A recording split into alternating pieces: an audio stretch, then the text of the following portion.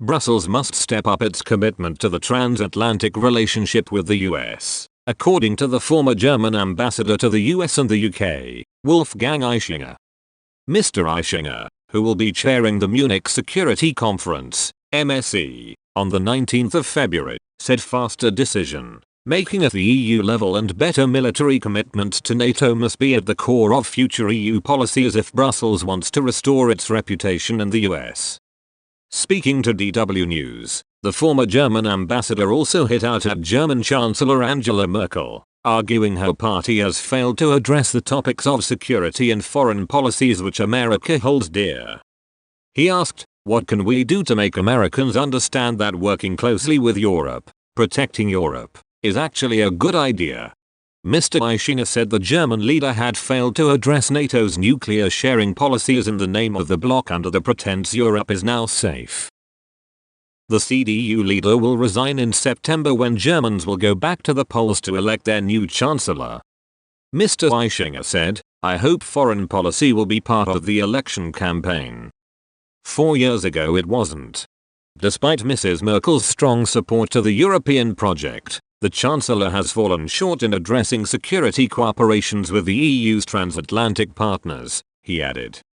He continued, "It is wrong for German politicians to keep telling the citizens that we now live in paradise after reunification because we are now only surrounded by friends. That is a cliché. It gives us the illusion of permanent safety." The veteran diplomat said Germany must understand Italy and Poland's strategic concerns if it wants to properly address security at a European level. Referring to instability stretching from Mali to Libya, Syria to Ukraine, he added, "We are surrounded by a ring of fire."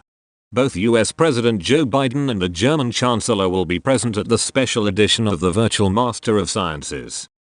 The leaders of NATO, the United Nations, and major voices in global health and climate action will also participate. Former US President Donald Trump strongly undermined the NATO alliance and threatened sanctions and tariffs against his allies on the continent. Mr. Ischinger said, "We have learned in a shocking way that there is no such thing as a permanent, long-term guarantee that the US will always have our back.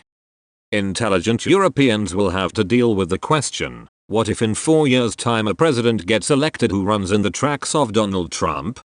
Trust is the currency of diplomacy. In the absence of trust, you're not going to achieve much, and that has been the problem with our relationship during the Trump years." Earlier this month, President Biden said rebuilding trust with allies will be at the core of his administration's foreign policy.